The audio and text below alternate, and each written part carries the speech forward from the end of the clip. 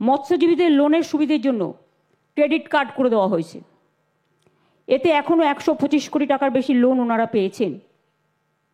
আমাদের এখানে জল ভরো জল ধরো প্রকল্পের জন্য যেমন জলও আমরা আটকাতে পারছি, সেচের কাজও উন্নত হয়েছে, তেমনি মনে রাখবেন এই জল ভরো জল ধরো পুকুরগুলোতে 5 লক্ষের ওপর পুকুর কাটা হয়ে গেছে। তাদের ওই পুকুরে আমরা মাছের চারা দিচ্ছি, চাষ করছি, ফলে মাছের উৎপাদন বেড়েছে, মৎস্যজীবীদের আয়ও বেড়েছে। এর জন্য আমার কোনো কৃতিত্ব নেই বা আমাদের কারণ নেই, কৃতিত্ব সবটাই আপনাদের বাংলার মানুষের।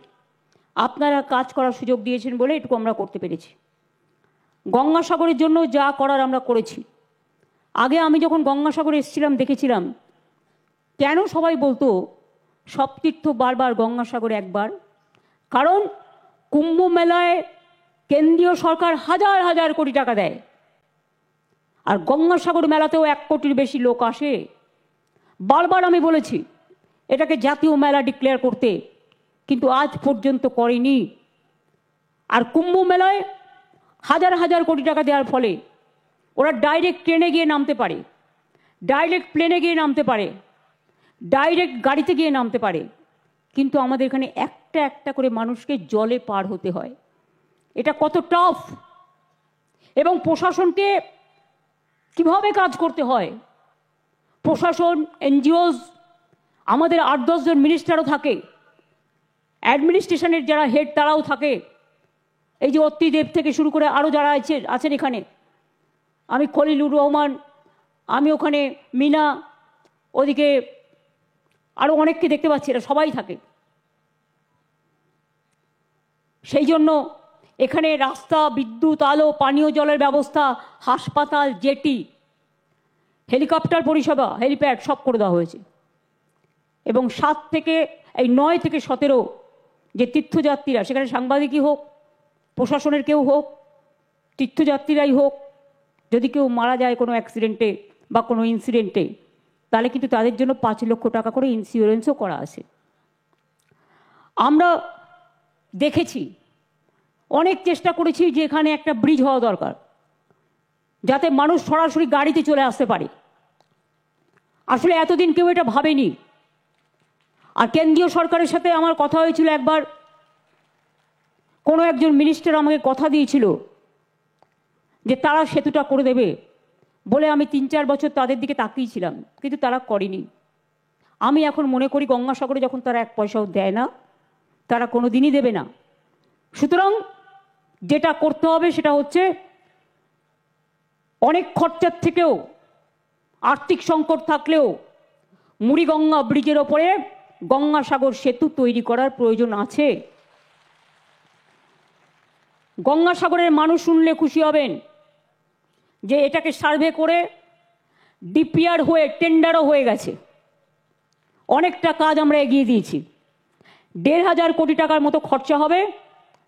টাকাও আমরা প্রায় অনেকটাই এদের জন্য রেখে দিয়েছি, এবং আগামী 2-3 বছর লাগবে এটা তৈরি করতে। কারণ বোঝেন তো, গঙ্গার ওপরে সেতু, এবং সেই সেতুটাও প্রায় 4 কিলোমিটার 5 কিলোমিটার হবে, পাশে রাস্তাও হবে সেতু তৈরি করতে গেলে। সুতরাং এটা ইঞ্জিনিয়ারদের খুব কষ্ট করে তৈরি করতে হয়, এত বড় সাগরের ওপরে এত বড় সেতু। আর এটা হয়ে গেলে গঙ্গাসাগরের মানুষ যেমন উপকৃত হবেন, সুন্দরবনের মানুষ যেমন উপকৃত হবেন, সেরকম তীর্থযাত্রীরা দলে দলে আসবেন গঙ্গাসাগরে কপিল মুনির আশ্রম পরিদর্শন করতে এবং গঙ্গাসাগরকে দেখতে।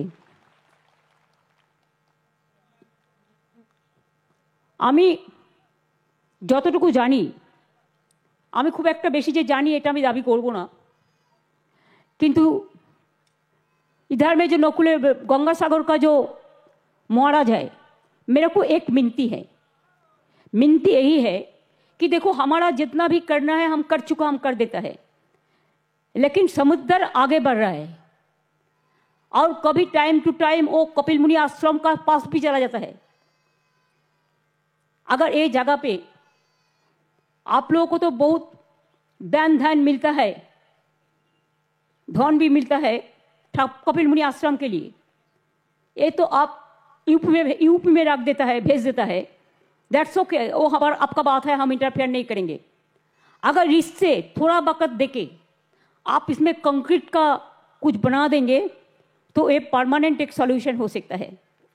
हमको जितना भी हम करते हैं, हम तो आप लोगों के पास एक पैसा नहीं लेता है, हम हमारा पैसा का ओर से कितना ड्रेजिंग करने पड़ता, कितना जेटी दिया, कितना ट्रांसपोर्ट का अरेंजमेंट किया, कितना घर बनाने पड़ता है। सब लोग आके इधर में रहता है, खाना उना भी कभी कभी कोई एनजीओ नहीं देता है, उसको कपड़ा जमा देना पड़ता है, हॉस्पिटल का कैंप तैयार करने पड़ता है, हॉस्पिटलों আমরা তৈরি করে স্পেশালিটি সব কিছু নিয়ে মিটিং করেছি, আপনারা দেখেছেন যে আমরা সব পরিষেবাই দিচ্ছি। মুড়িগঙ্গার ব্রিজটা আমরা করে দেবো, ডিপিআর হয়ে গেছে, টেন্ডারও ডাকা হয়ে গেছে, অর্থাৎ যেটাতে সবচেয়ে বেশি টাইম লাগে সে কাজটা হয়ে গেছে। এখন তৈরি করতে যে সময়টা লাগবে তাড়াহুড়ো যেন আমরা না করি, যাতে আজ রাস্তায় ভেঙে না পড়ে। ভালো করে করতে হবে, সময় নিয়ে করতে হবে, যাতে এটা চিরকাল রয়ে যায় আর মানুষের সুবিধে হয়। অনেক ব্রিজ এর আগেও আমি করে দিয়েছি, আপনারা জানেন বকখালি দিয়ে আগে যাওয়া যেত না এবং সেখানে ওই ব্রিজও আমার তৈরি করে দেওয়া, এখন গাড়ি চলে যায় ব্রিজের ওপর দিয়ে। এরকম অনেক ব্রিজই তৈরি করা হয়েছে আমাদের সময়, তা সত্ত্বেও ওটাও আমরা করব। আর কালকেও তো কিছু ইনাগুরেশন আছে, বাদবাকি কথাগুলো কালকে বলবো। কালকে আরও কিছু প্রজেক্ট আমাদের উদ্বোধন আছে, বিশেষ করে এই জেলার।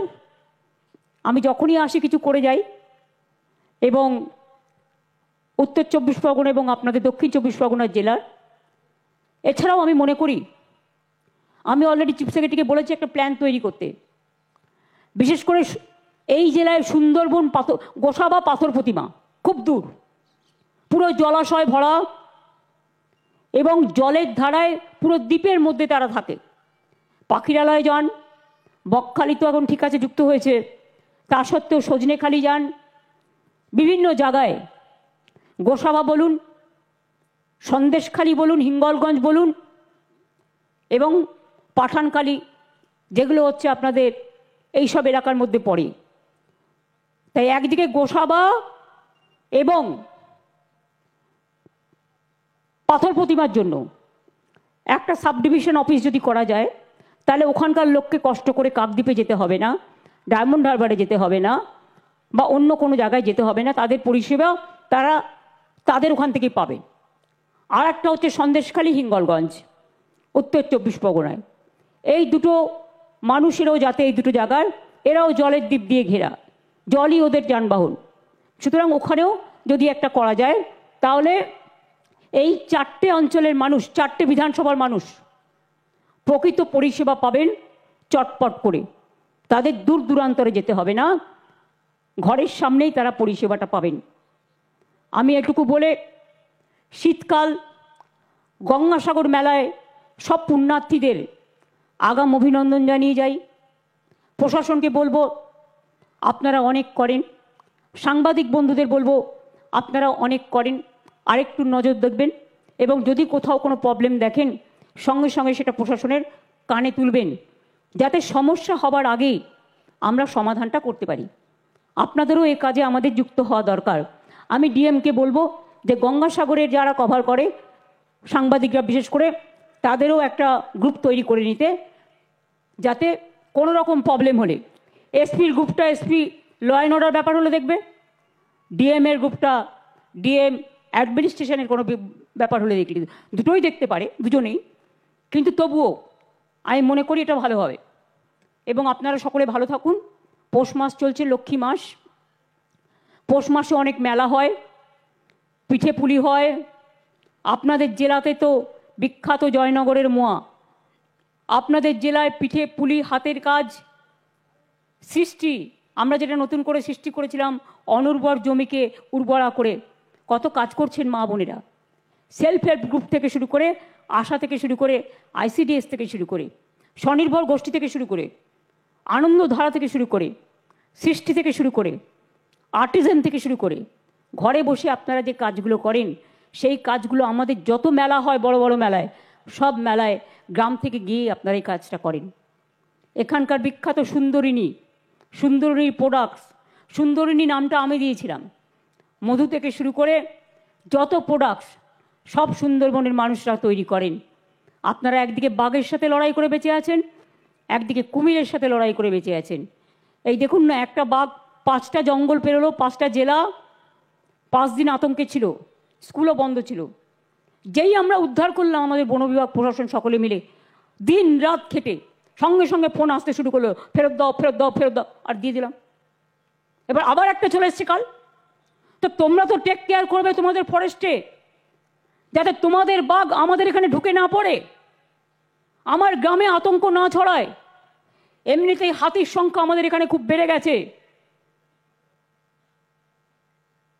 হাতি নিয়ে নানা দেশে নানা রকম পরিকল্পনা থাকে, কিন্তু আমাদের ফেস করতে হচ্ছে হাতির জন্মসংখ্যা খুব বেশি, জেনে রাখবেন।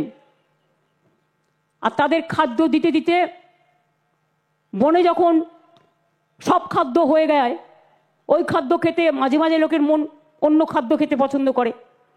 ধান খেতে খুব ভালোবাসে, চলে গেল ধানের খেতে, রাস্তায় চলে এলো পথ চেঞ্জ করে। অনেক ব্যাপার আছে, এগুলো বনকর্মীদের ভালো করে সামলাতে হয়। তাই আবার যে বাঘ এসছে, আমি উড়িষ্যা গভর্নমেন্টকে বলবো সিএসের থ্রুতে, যে উড়িষ্যা গভর্নমেন্টকে বলো রেস্কিউ অপারেশন করে নিয়ে যেতে।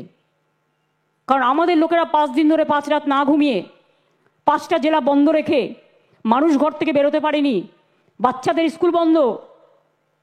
এখন যদি আবার সেই আতঙ্ক হয়, আতঙ্ক আমরা সহ্য করব। আর যেই আমাদের লোকেরা ধরবে, এটা একটা মডেল যে কায়দায় ধরেছে, কোনো রকম তাকে আহত না করে আবার একটা পাঠিয়ে দিয়েছি। এটা আবার কি? পাঠালে চিরকালের জন্য পাঠাক আমরা রেখে দিচ্ছি। তোমাদের জায়গা না থাকলে আমাদের টাইগার রিসর্ট সেন্টার আছে, রেস্কিউ সেন্টার আছে, আমাদের ডিপ ফরেস্ট আছে, আমরা রেখে দিচ্ছি। তোমাদের নিজেদের রাখবার জায়গা নেই, তোমরা বাঘটাকে নিয়ে গিয়ে জলের মধ্যে ছেড়ে দিলে, তো জল পেরোতে কতক্ষণ? আবার একটা চলে এসছে।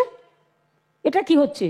আমি উড়িষ্যা গভর্নমেন্টকে দোষারোপ না করে অনুরোধ করব, please send your forest team and rescue your tiger. Every time don't blame us, because our 5 district people suffered a lot for 5 days for this rescue operation, and after recovery you just want that tiger should be returned, এবং আমাদের police convoy করে তাকে return দিয়ে এসছে। কিন্তু আবার একটা এসে ঢুকেছে কালকে, you send your forest team to rescue the tiger so that our people should not suffer। এটুকু আমি নিশ্চয়ই বলবো অ্যাজ এ হিউম্যান বিং। বন্য জন্তুকে আমরা ভালোবাসি, তাদের প্রোটেকশন দেওয়া যেমন আমাদের কাজ, তেমনি মনে রাখবেন একটা মানুষের জীবনের দামও কিন্তু আছে। একটা মানুষের জীবনের দাম থাকবে না। অনেকে একতরফা বলে, আমি দুতরফা বলি। কারণ বন অরণ্য, জঙ্গল, পাহাড়, সমুদ্র প্রকৃতি মাতার উপাদান, সবাইকেই আমরা ভালোবাসি। সাথে সাথে মানুষের জীবনটাও রক্ষা করতে হবে। মাছ ধরতে গেল, বাঘ এসে কামড়ে দিল, তুলে নিয়ে চলে গেল। এই সব দিকে বন্যকর্মীদের যেমন লক্ষ্য রাখতে হবে, আরেকটু সজাগ থাকতে হবে, প্রশাসনকেও লক্ষ্য রাখতে হবে, কোস্টাল গার্ডে যারা আছেন তাদেরও লক্ষ্য রাখতে হবে। সাথে সাথে আমি বলবো যে আপনারা ভালো থাকুন, সকলকে হ্যাপি নিউ ইয়ার।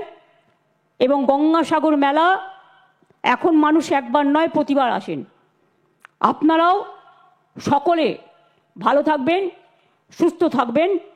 এবং গঙ্গাসাগর মেলাকে কেন্দ্র করে অনেক কর্মসৃষ্টি হয়, অনেক সাধুসন্তরা আসেন, অনেক সাধারণ মানুষ আসেন, অনেক গুরু মহারাজরা আসেন, আচার্যরা আসেন। সবাইকে সবাই দেখে রাখবেন।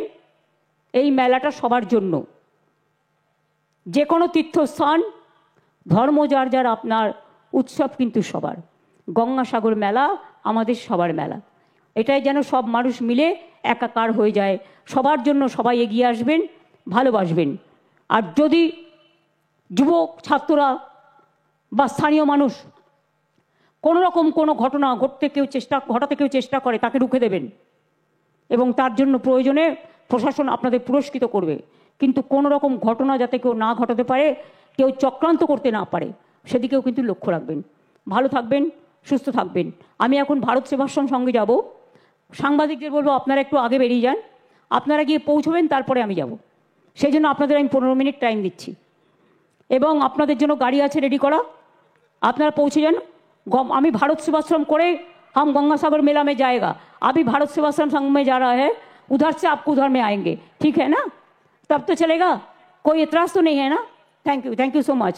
আপনারা সকলে ভালো থাকবেন, সুস্থ থাকবেন, আনন্দের সাথে থাকবেন, মিলেমিশে থাকবেন, জীবন জীবিকা একাকার করে নিয়ে কর্ম সৃষ্টি করবেন। মেয়েরা আজকাল অনেক কাজ করে, মায়েরা ঘরেও কাজ করে, বাইরেও কাজ করে, ঘরেও কাজ করে, বাইরেও কর্ম সৃষ্টি করে, সেইগুলো আবার দোকানে বিক্রি করে, তাতে উভয় ইনকামে সংসারটা ভালো চলে যায়। আর আমার মেয়েরা ছাত্রছাত্রীরা আগামী দিনের, তারা তো আমার কেউ কন্যাশ্রী, কেউ শিক্ষাশ্রী, কেউ সবুজশ্রী, কেউ রূপশ্রী, কেউ বা মেধাশ্রী, কেউ বা ঐক্যশ্রী, সবাইকে মিলেমিশে তারা আগামী দিন অনেক বড় হোক। সবুজ সাথী, তরুণের স্বপ্ন, তারা সবটাই পান এখন। সবাই ভালো থাকুন, সুস্থ থাকুন, সুন্দর থাকুন। আমি